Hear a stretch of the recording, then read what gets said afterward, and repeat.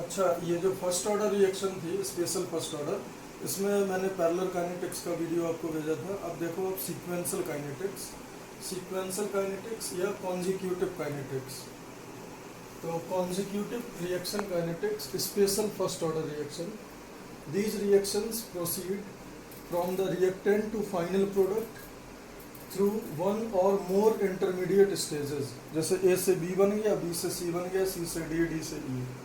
The overall reaction is a result of several successive or consecutive steps. For example, A is forming B, rate constant is K1, B is forming C, rate constant is K2. This reaction is sequential reaction, so all involved reactions are first order. अब जो इस कोई भी kinetics में जो सबसे important बात होती है केमिस्ट्री के पॉइंट ऑफ व्यू से, वो ये होता है, आप ध्यान से देखो, ये जो कंज्यूम हो रहा है वो सिर्फ इस रिएक्शन में हो रहा है। तो सिर्फ आप इस रिएक्शन को देखो तो minus D A by D T इस रिएक्शन का रेट होगा, क्योंकि स्टोइकोमेट्रिक कोफिशिएंट 1 है। तो minus D A by D T इसका रेट होगा, और इसका रेट क्या होगा, K1 into A to the power 1, because all sequential kinetics are first order reaction. Hopefully ये आपको टर्म समझ आ गया होगा, minus D A by D T. क्यों? क्योंकि minus D A by D T is rate, and rate को we can write K1 into reactant का activity to the power 1, because all sequential kinetics are first order reaction. सबसे important. अब आप B के point of view से देखो, B में इस रिएक्शन में बी फॉर्म हो रहा है, इस रिएक्शन में बी कंज्यूम हो रहा है। सो इफ वी वांट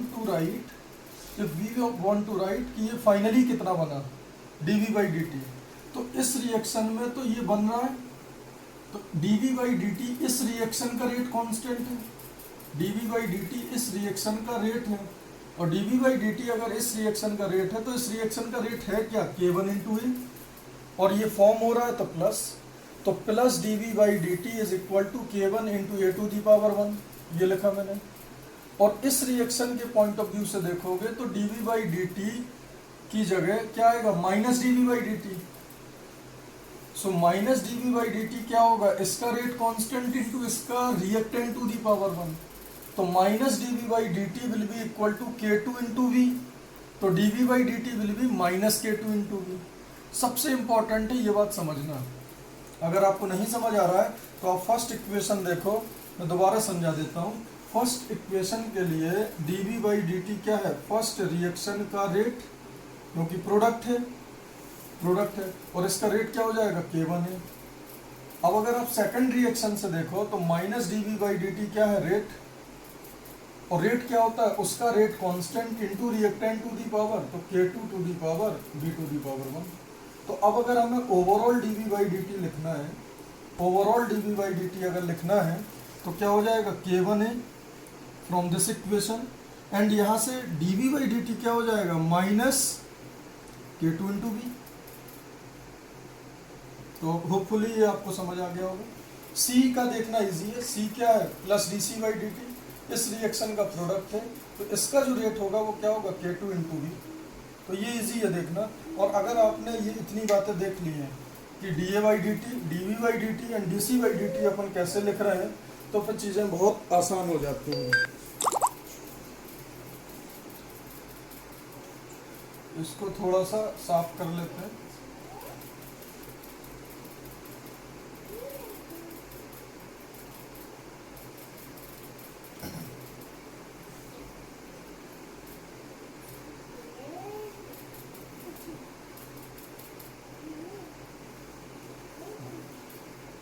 अब देखो, तो minus D A by D T क्या आया, minus D A by D T आया K1 है, तो D A by A will be minus K1 into D T.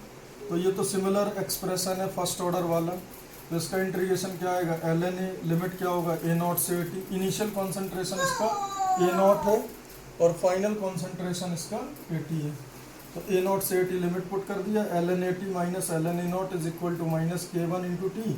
तो ln AT by A0 is equal to minus K1 into T. AT is equal to A0 to the power minus K1 into T. इसको क्या लिख सकते हैं यहाँ से, ln A0 by AT is equal to KT, 2.303 log A0 by AT is equal to K1T। This is similar to first order kinetics. अब देखो, अब अगर इसमें कोई प्रॉब्लम नहीं है, अगर आपको A is forming B is forming C दिया है तो आपको हेडेक लेने की ज़रूरत नहीं है। A एट टी टाइम क्या आएगा आप इसको देखो ही ना, क्योंकि A का कंजम्पशन अगर A इज फॉर्मिंग B और K1 रेट कांस्टेंट है तो इसको देखने की ज़रूरत नहीं है। फर्स्ट ऑर्डर का क्या होता है, AT is equal to A not E to the power minus K1T, directly A की कॉन्सेंट्रेशन एट टी टाइम आ जाएगा। अब इसमें जो सबसे मुश्किल काम होता है वो होता है कॉन्सेंट्रेशन ऑफ B, क्योंकि B दोनों में इन्वॉल्व है।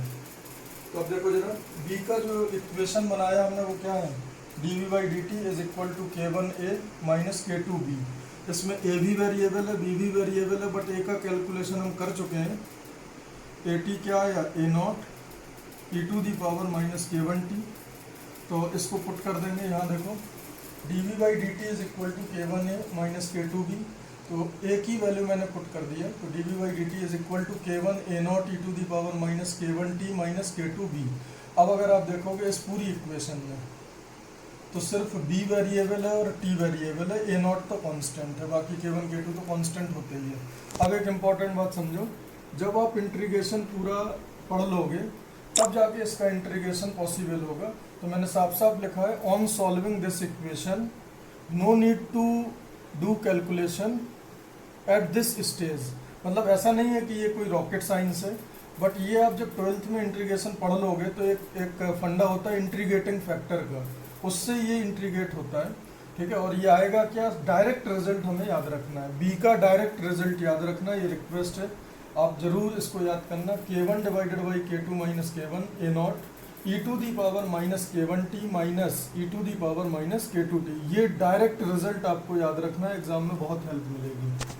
तो अब हमारे पास क्या है, AT आ गया A not E to the power minus K1T, और B एट टी टाइम क्या हो गया, K1 by K2 minus K1 A not E to the power minus K1T minus E to the power minus K2T। ये दोनों फॉर्मूले में direct याद रखूंगा। अब आ जाते हैं C पर। तो C के लिए इक्वेशन ये था, देखो dC by D T is equal to K2B। तो B का देखो ये वैल्यू पुट कर दो यहाँ, B का ये वैल्यू मैंने पुट कर दिया जो अपन ने अभी रटा है।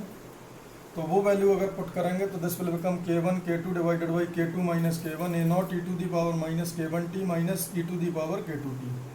अब देखो ध्यान से, K1 K2 A नॉट सब कांस्टेंट है, यहाँ पे सिर्फ एक वेरिएबल T है, यहाँ पे एक वेरिएबल C है, तो ये बहुत इजीली हो जाएगा। DC is equal to K1 K2 divided by K2 minus K1 A not E to the power minus K1T minus, ये सेम इक्वेशन है। C इनिशियली था 0 और फाइनली क्या हुआ CT, तो 0 से CT इंटीग्रेट करा, T को 0 से T इंटीग्रेट करा, K1 K2। अब E to the power minus KT dt का अगर इंटीग्रेशन करना है तो E to the power minus KT divided by इसका डिफरेंशिएशन माइनस K1, और लिमिट कहाँ से पुट करना है, 0 से T, तो T पुट करोगे तो minus K1T divided by minus K1 minus this will become 1, yes और नो, तो ये आ जाएगा, ये डायरेक्टली ये रिजल्ट आ जाएगा। तो उसके बाद जो CT आएगा उसका रिजल्ट ये है, CT हो जाएगा K1 K2 divided by K2 minus K1 1 minus E to the power K1T by K1 minus 1 minus E to the power K2T by K2। अब देखो एक ऑप्शन है कि आप तीनों याद कर लो। CT कितना आ गया, CT आ गया K1 K2 divided by K2 minus K1 1 minus E to the power K1T divided by K1 minus 1 minus E to the power minus K2T by K2। तो ये तीनों फार्मूला अगर आप याद कर लोगे तो सारी प्रॉब्लम इससे रिलेटेड सॉल्व हो जाएंगी। एक और इम्पॉर्टेंट बात है, देखो कॉन्सेंट्रेशन ऑफ ए तो कंज्यूम ही हो रहा है तो decreases with time. Concentration of B, शुरू में क्या होगा, B बनेगा, फिर दूसरी रिएक्शन परफॉर्म होने लगेगा तो घटेगा, तो पहले बढ़ेगा फिर घटेगा। और कॉन्सेंट्रेशन ऑफ C तो समय के साथ बढ़ना ही है, क्योंकि ये एक ही रिएक्शन में इन्वॉल्व है, वो भी प्रोडक्ट है तो बढ़ेगा, ये एक रिएक्शन में इन्वॉल्व है वो जो कि रिएक्टेंट है तो घटेगा, ये प्रोडक्ट पहले है रिएक्टेंट बाद में है तो पहले बढ़ेगा और फिर घटेगा। अब देखो जरा इसमें देखो इसमें अब अगर आप मैं फ्रेंकली बताऊंगा आपको, तो अगर मैं एग्जाम में जाऊंगा तो मैं सिर्फ बी की कॉन्सेंट्रेशन याद रखूंगा। देखो ए की तो मैं डायरेक्टली गैस कर लूंगा, A naught E to the power minus k1t from first order kinetics. मैं बी की याद रखूंगा क्योंकि बी की याद होगी तो सी का तो मैं इंटीग्रेट कर लूंगा, d c by D T is equal to k two b. B का वैल्यू पुट करूंगा, इंटीग्रेशन इसका बहुत आसान है क्योंकि इसमें सिर्फ क्या यूज हो रहा है, E to the power minus k1t का integration, E to the power minus k2t का। बट अगर आपको फिर भी इसका इंटीग्रेशन टफ लग रहा है तो आप तीनों याद कर लो, बट मेरे को सिर्फ बी का याद है। बी का डेटा अगर याद है तो आपको बहुत हेल्प मिल जाएगी। बी का अगर याद है तो आप सी का डायरेक्टली निकाल सकते हो, और बी का जो कैलकुलेशन है उसमें इंटीग्रेटिंग फैक्टर का रूल लगता है, वो थोड़ा सा टफ है। सी की कैलकुलेशन में जो इंटीग्रेशन यूज हो रहा है वो बहुत इजी है। आप इसको यहाँ से इस फैक्टर से आप खुद से सॉल्व करना, इंटीग्रेशन बड़े पेशेंस के साथ करना क्योंकि आपने बहुत ज़्यादा नहीं कराया अभी, तो आप आराम आराम से एक एक स्टेप इसको करना। अब देखो एक और इम्पोर्टेंट बात, बी का पहले क्या हो रहा है, देखो ए तो घटेगा कंटिन्यूअसली, बी कंटिन्यूअसली बढ़ेगा, ये सी कंटिन्यूअसली बढ़ेगा, बी क्या होगा, पहले बढ़ेगा और फिर घटेगा। तो बी का एक मैक्सिमम वैल्यू भी तो आएगा कहीं। देखो ए कंटिन्यूअसली घटेगा, बी पहले बढ़ेगा फिर घटेगा, और सी हमेशा बढ़ेगा। तो बी का एक जो मैक्सिमम वैल्यू आएगा, तो मैक्सिमा मिनिमा के कॉन्सेप्ट के लिए मैं अभी इसको सॉल्व कर देता हूँ। तो अभी देखते हैं अपन इसको, मैं इसका मैक्सिमम वैल्यू निकालूंगा कि किस स्टेज पर होगा, किस टाइम पर होगा इसका मैक्सिमम वैल्यू।